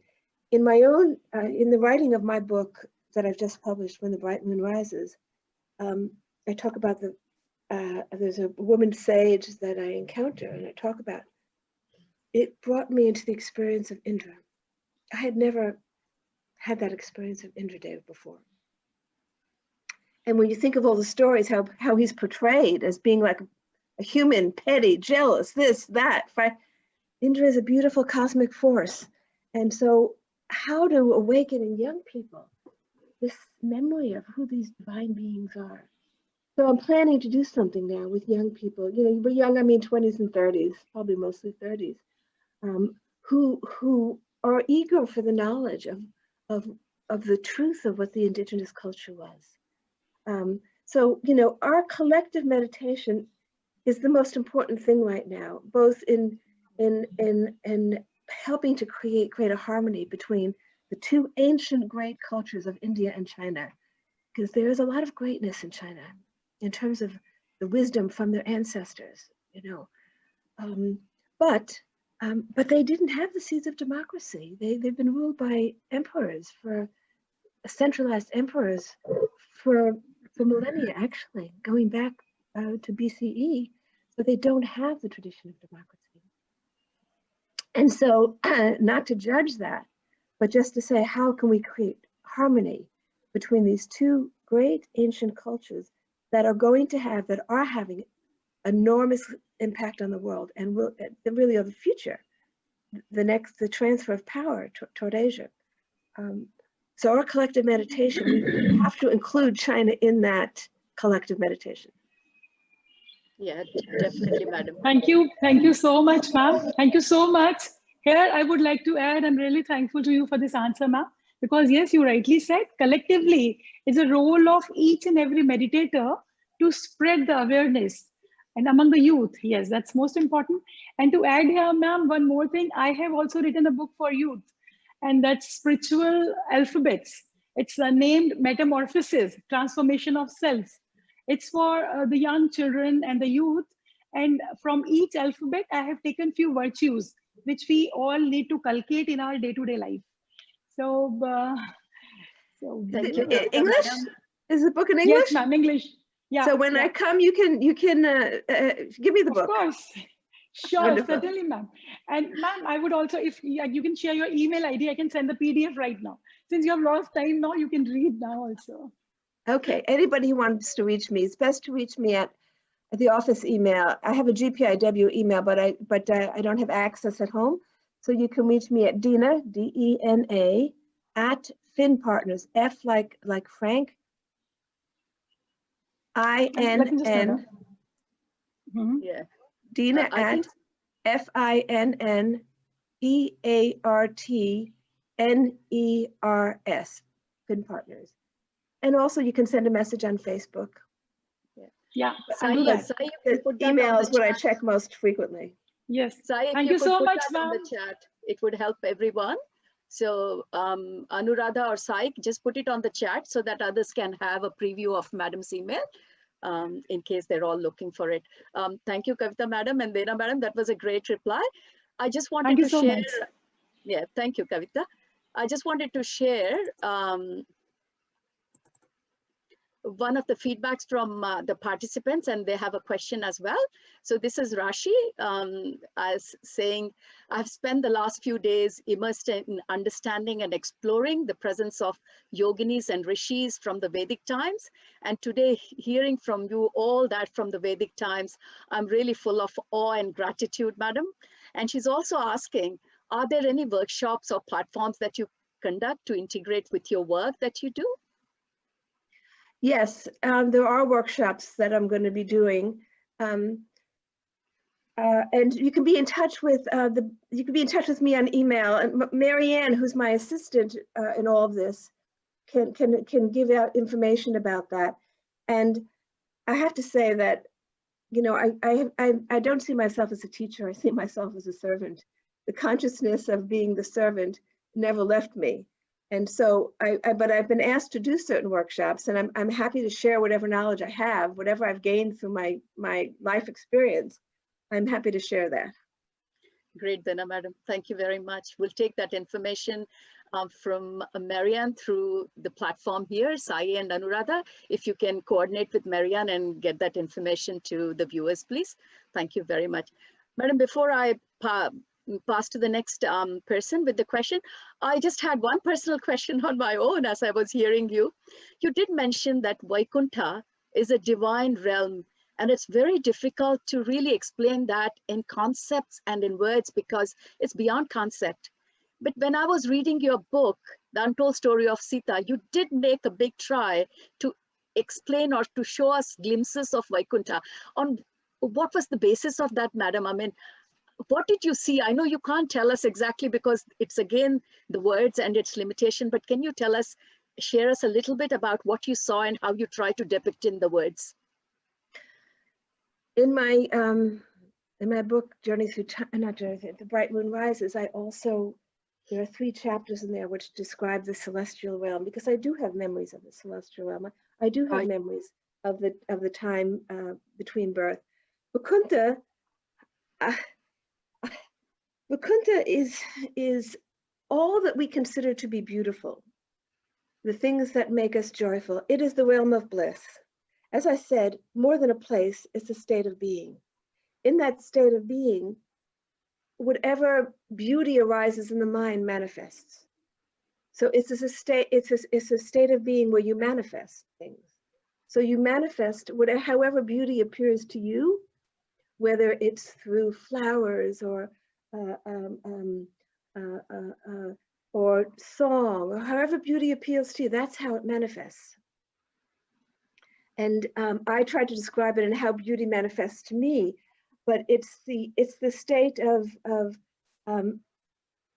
only the slightest sense of separation exists in that state from the divine reality, because in the cosmic sea upon which Narayan and Narayani rest, that is the state of unity, the state of oneness with the divine consciousness, undifferentiated spirit.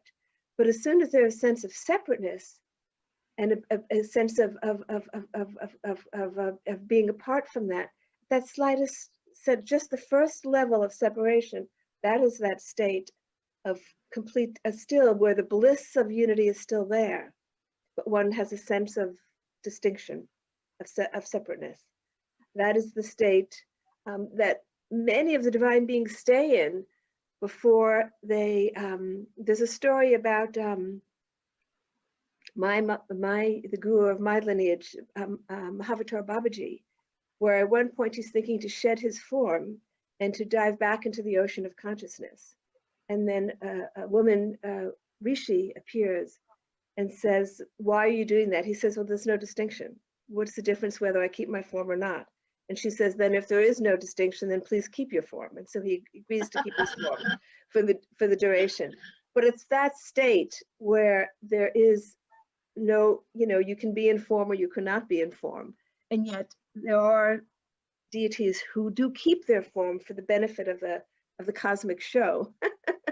And yet the consciousness is still in that. So it's hard to describe it in pictures, what beautiful flowers and heavenly colors and skies. I mean, it's whatever beauty you can manifest, that's how it manifests. Wonderful, madam. Thank you for sharing that with us. I think Suresh Babu Garu has a question or a feedback to share with you. Suresh Babu Garu, would you like to unmute yourself? Yeah. Yeah, please go ahead. Thank you very much, ma'am, for giving such an enlightening message. Today is a great day in our Pyramid Spiritual Society's movement. One thing I would like to ask her, when we ask Mahadev, he will bless us only with one gift. But today, your enlightened message gave not only aspects of untold story of Sita, but also glimpses of Rukmini. It's a wonderful thing. And in the interest of our viewers, I would like to put small 2 questions which you can enlighten us on these 2 things. One is, what is the impact of Janak Baba on today's local self-governance? That's one thing. And second thing is, what is the impact of children bringing in nature? As Mata Sita brought love peace in nature. These are the two things. Kindly enlighten us. Thank you.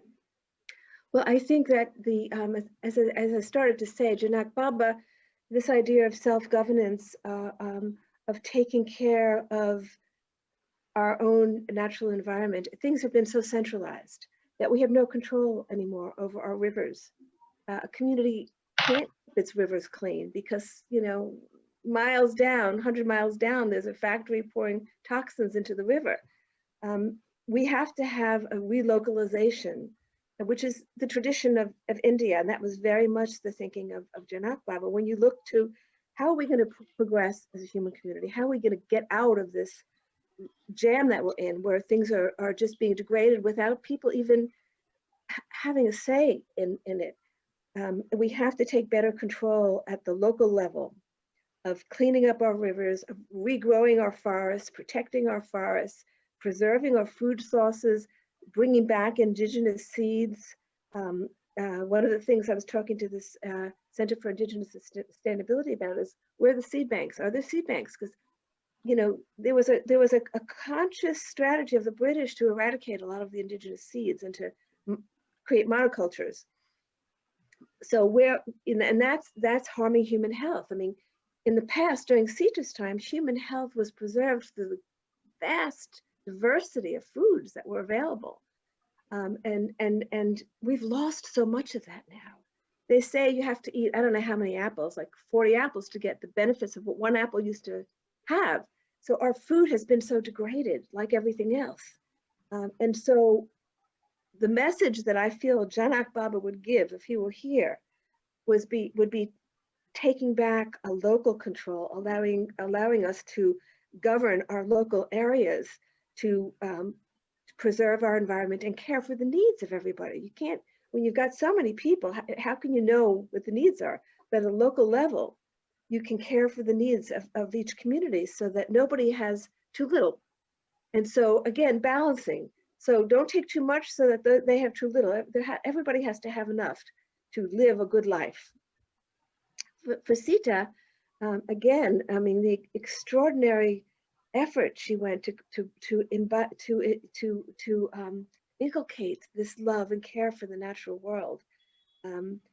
Many of us have it. We have it. I think it's naturally within us, but we don't know how to demonstrate it. The nature of modern life has so removed us. Well, the first thing is with food. I know all of you are vegetarian as I'm vegetarian. The first thing is, and then if you see how animals are treated for the meat industry, they're not treated like living beings. And so bringing consciousness to this. And then when I first became a vegetarian 40 years ago, people looked at me like I had an illness. Now it's very commonplace. So there has been change, but we have to keep hammering home these messages of caring for animals and caring for our forests and caring for the rivers. And it's best done, we have to work at the policy level of the central government, but honestly, it's best done at the local level. And I was talking to this Indica Academy is how local can it be? Can it be within the state level? They said it has to be more local than that because, I mean, we all know there's a lot of corruption in every level of political life everywhere. And so you can have greater control when you can do it at a local level. And so I think that's the message that is still coming. I mean, I see Sita very active in the world today. So many people now are coming forth and talking about Sita. And so I see the presence because there is a need, evolutionary need right now. And so these presences are putting ideas into our mind. And that's why meditation is so important. It makes us receptive to these ideas. I mean, I say to myself, what do I know? You know, what do I know? I can make myself receptive and pray that these ideas flow through me so that I know what to do. Thank you, Thank you madam. very much. I think, madam, your book had come at such a right time where we really needed to reconnect back to Mother Earth and everything that your book said and the love that Sita Mata gave to Mother Earth has kind of re-invoked our connection back to Mother Earth. I see so many people, you know, writing back to me just because I've been wisdom sharing this book, saying, Madam, now we are planting, you know, this tree in our garden, that tree in our garden. It gives me such immense happiness, Bina Madam, that all of a sudden we have kind of gone back to our roots and we are trying to remember who we were and what was our connection with Mother Earth. I mean, every day is a festival, ma'am. We're really celebrating so much through this reconnection. That makes me happy, because I think that's what's happening with us too here, is that there's much more love. I mean, I say to people, every environmental talk I give, you have to fall in love with Earth again. It's not about doing your duty to care for it. You have to fall in love with Earth. You have to love the trees. You have to love the rivers. That's what Mata did. She loved the rivers. They were her daughters. She talked to them like they were her daughters. Well, in truth, they were. Yes. Because everything was emerged from this divine feminine energy. That's true. Madam, we have one more question from Swapna. Swapna, would you like to unmute yourself and please ask your question? Yes, ma'am. Hello, ma'am. This is Swapna. I'm very, very happy to attend this wisdom session too. I just wanted to share that since childhood, though I was connected with nature, but the way I got connected after reading Untold Story of Sita is I can say it's a new level. Like whenever I go out, whenever I sit in my garden, the way I connect now is like totally different. And thank you so much for bringing this book to us. And it was a great read and great wisdom.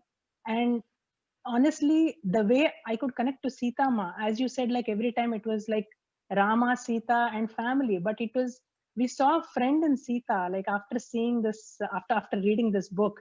And really, I just wanted to share that. And today, the way you said how we can apply that consciousness to our everyday life and try to get our questions answered was like amazing, ma'am. And thank you so much for sharing your experience. And thank you so much for inspiring us. I just wanted to say that I did not have any questions. And I wanted to say one thing was I was so connected with Soma somehow when I was reading the book. The way she was carrying herself, the way her confidence, her surrender, and her trust with Sita Ma, and she was always like maintaining her calmness, and she was so confident that Sita Ma will be fine and she can take care of herself. That was like amazing, ma'am. Somehow I got so connected to Soma, and I literally saw myself in that scene. When every scene was like that. Yes, that scene wherein when Sita Ma goes into the forest for some time and everybody was worried, and Soma goes. It was like amazing when amazing, ma'am. I have no words. I'm actually still, and I can feel so much energy today too. Thank you, ma'am. Beautiful. I actually often find myself talking to Soma. She's a very real presence in my life. Yes, ma'am. Someone got so connected with Soma. Yeah, Madam, you're talking about Soma. So if you were Meenakshi and you had another life as Sujata in your book, which is about Rukmini, was Soma there again with you at this point of time? Soma wasn't, but there was another beautiful soul, Anjali, and there are beautiful stories about her. There are many stories in the book that relate back to Sita, because I talk,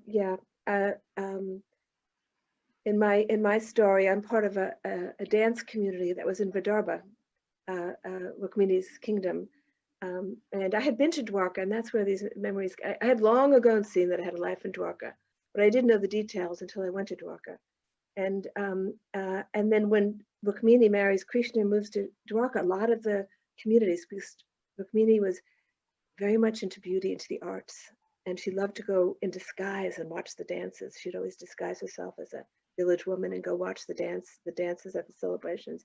And so the dance community shifted to Dwarka, as did some of the other artisans shifted to Dwarka. And there's a whole story about her work in Dwarka, which is, to me, very beautiful, very beautiful. And it's kept me connected to Sita, because there's so many links and crossovers, and I'm very grateful to have this book that I'm working on now. So are we, madam. We can't just wait for this book to release, honestly. I think we've just reached the time, ma'am, and it would be very appropriate for us to let you go at this point of time. You have really given your valuable 2 hours for us, and I really can't thank you enough. So I really, on behalf of all the viewers and on behalf of the panel members and on behalf of PSSM, I would really like to thank you, madam, today for really spending this great 2 hours of wisdom sharing. As Dena, madam, you know, we can never get tired of you. We are always waiting for you to share more and more with you. And I'm sure that in time to come, we'll have greater opportunities to spend this great time with you. So my dear friends, on behalf of all of you, I'm thanking Dena, madam, for giving her very valuable time today and sharing such pearls of wisdom on this platform. So with that, thank you, madam. With that, we'll close our session today. Thanks to all the viewers and the PSSM Global and Digital Swadhyaya Yoga team. Thank you very much.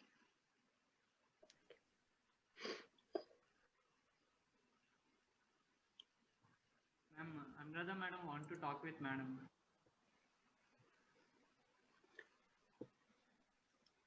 Madam, you're okay if there's someone else to, are you okay to extend it a little bit? Sure. Oh, sure. Okay. Anuradha madam, would you like to unmute yourself? Oh,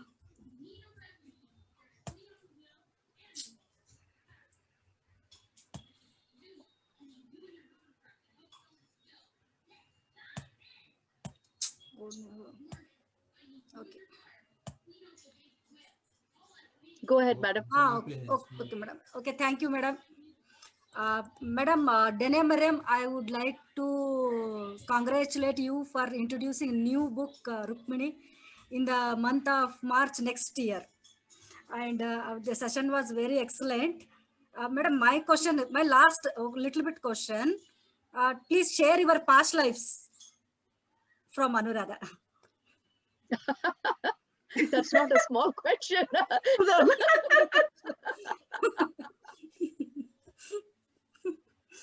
Oh, you can read all about them in my books. That's right. In Journey Through Time, I go back Yeah. 7 or 8 lives, and then in the new book, White Moon White Moon Rises, I go back to the Vedic time.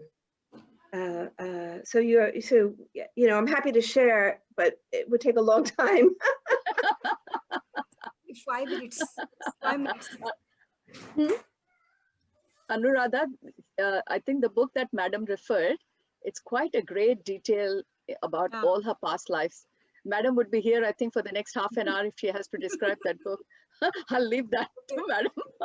But if you can't get, it should be on Amazon in India. If you can't get it, you can let me know, and we can have it sent to you, because there's a lot of detail. I have a copy of it, madam. I can pass it on to her.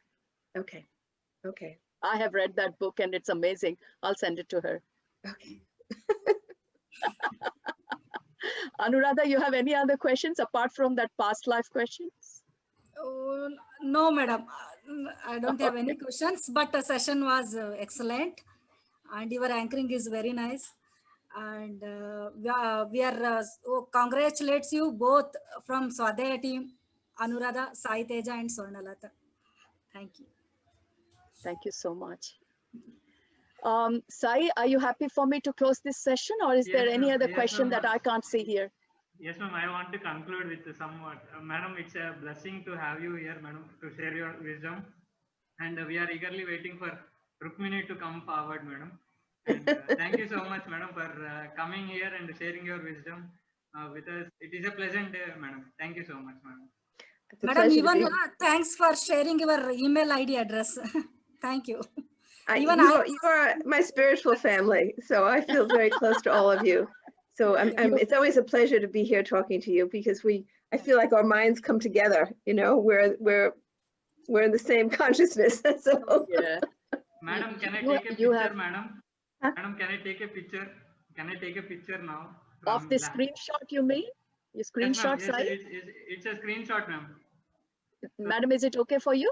Sure. Yeah. Yes, okay, go ahead. 1 second, madam. 1 second. Suresh sir, once you also turn Yeah. on your video, sir. నాకు unmute చేయమా video connection Yeah, okay, sir. Video connection Sai, is it okay for me? Yeah, it is okay. One. Yeah, no, you're there in the frame. No worry. Yeah. Okay. 1 second, I am taking. Yeah. Go ahead. Yes.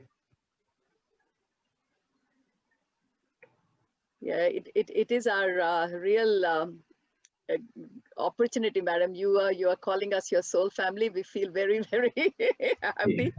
So as you can see, all the viewers, you have made our day today. So thank you very much once again. Sai, did you get that shot? Yes, ma'am. I have taken, madam.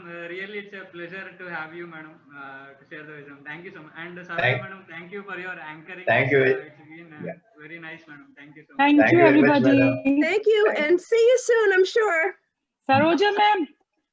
Saroja ma'am, ma'am, my special compliments to you. Oh, thank you very Bye, much. Saroja ma'am, my Thank you. special gratitude to you. Thank you. all my gratitude goes back to Dena madam, honestly, and I think there is some Thank you connection so much. between Dena madam and me. I really, madam, someday I will find out what's the connection between you and me when I can see that life where we both were together. Till then, I'll hold that question with me. Maybe when we meet in person, we'll find it. Definitely, madam. So it's been thank Or you. maybe through the dreams, ma'am. Through the dreams, we can find the connection, because Maybe a lot through of the our dreams. questions are answered in dreams only. That's right. That is true. That's right. That is true. Thank you very much, Dena ma'am and Saroja Okay, ma'am. everybody for take care hosting. and be well until Take next care. time. Okay, Thank you. bye. Yeah. Bye. Thank you. Bye.